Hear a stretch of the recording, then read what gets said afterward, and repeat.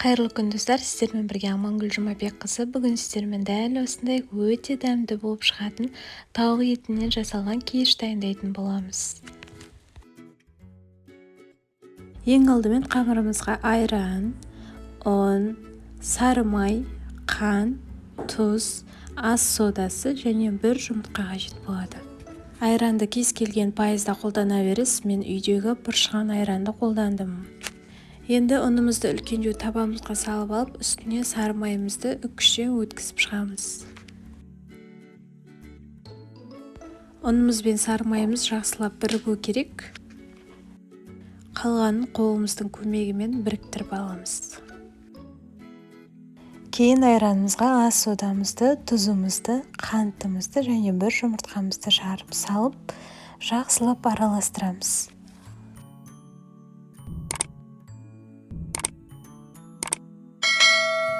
Араластырып алған соң табамызға құйып, қамыр илейтін боламыз.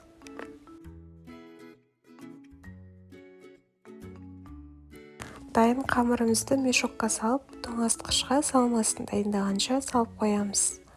Енді салмасын дайындайтын боламыз. Салмасына тауық еті, саңырауқұлақ, ірімшік және пияз қажет болады. Ең алдымен тауық етімізді видеодағыдай ұсақтап турап аламыз. Кейін дәл осылай саңырауқұлақтарымызды да тураймыз. Енді жарты пиязымызды тураймыз.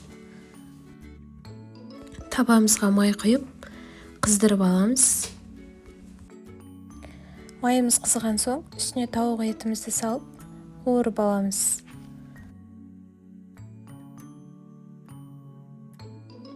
Етіміз пісе бастағанда, үстіне саңырауқұлағымыз бен пиязымызды салып, бұларды қуырып аламыз.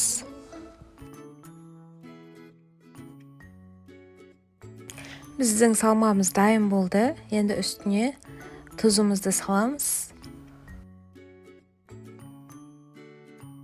Жақсылап бір араластырып, отымыздан аламыз.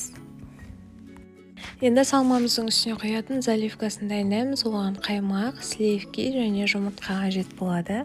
Басқа ыдысқа ең алдымен жұмыртқамызды, сливкемізді, қаймағымызды салып, венчиктің көмегімен жақсылап араластырып аламыз.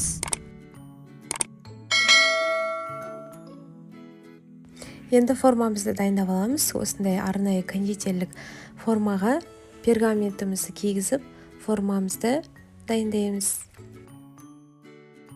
Тоңазытқыштан қамырымызды алып, кішкене ұн сеуіп, дөңгелетіп қамыр жаямыз.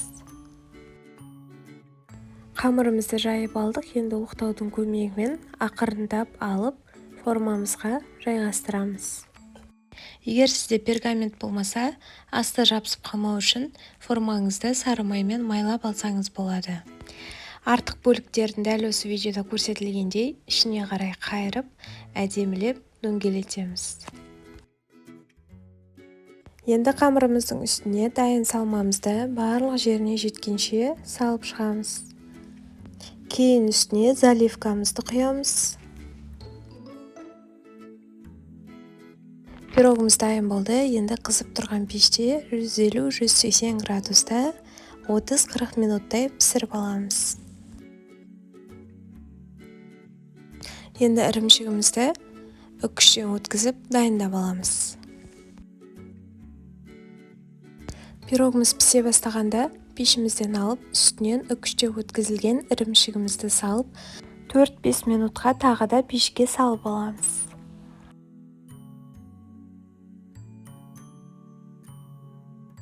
Міне біздің тауық еті қосылған кишіміз дайын болды. Енді пешімізден алып, суығанша алып қоямыз.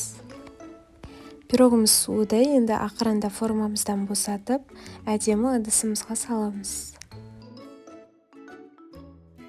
Міне біздің тауық еті қосылған кишіміз дайын болды. Өте дәмді болып шықты.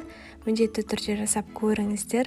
Ыстықтай күйінде отбасыларыңызға ұсынып, жақындарыңызды қуантыңыздар. Пирогтың ішкі көрінісі дәл осындай тәбетті ашып тұрады. Жасап көріңіздер. Достар, видеом ұнаған болса, каналыма тіркеліп, лайк басып, пікір қалдыруды ұмытпаңыздар. Сіздермен бірге болған Амангүл Жұмабекқызы. Астарыңыз дәмді болсын.